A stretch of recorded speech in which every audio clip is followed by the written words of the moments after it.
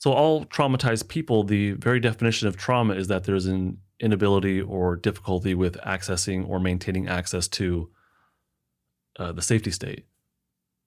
So developing the vagal brake is necessary for all of us, but specifically in trauma work, it's extremely important. But doing so is not exactly a linear process. Change is not really linear. Developing the vagal brake is not exactly like A to B or A to Z. It's a very gradual process. It's not really linear.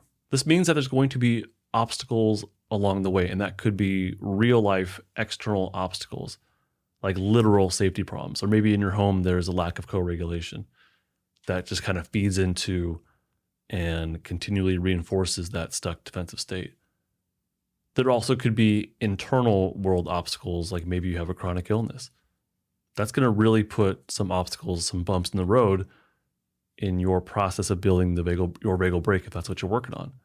But I'm more concerned about the obstacles that emerge from your emotions, your cognitions, your impulses, and your sensations.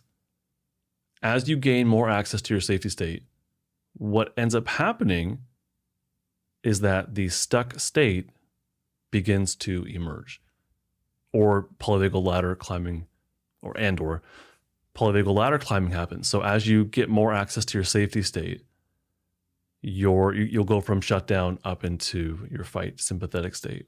As you get more access to your safety state, that immobilization of freeze will start to thaw, and then the flight fight energy may start to emerge. Change is not linear, yes, and there's going to be stuff, as you make progress in developing your safety state, there's going to be stuff that comes up that you may not be able to handle, that your safety state, your vagal brake, may not have the strength quite yet to be able to tolerate. Basically, what I'm saying is that the natural process of self-regulation begins to happen. For example, as one becomes more grounded in the present moment through maybe using their senses, their shutdown state will naturally alleviate, and then fight energy will enter the system. This can be really uncomfortable for people.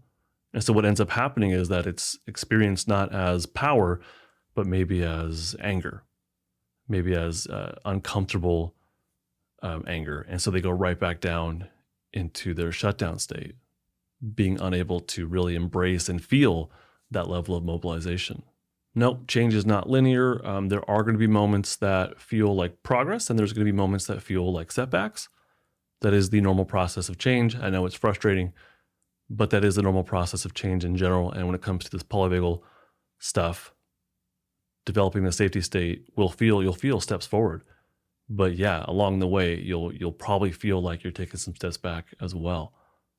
This podcast is not therapy, not intended to be therapy or be a replacement for therapy. Nothing in this creates or indicates a therapeutic relationship. Please consult with your therapist or seek for one in your area if you are experiencing mental health symptoms. Nothing in this podcast should be construed to be specific life advice. It is for educational and entertainment purposes only.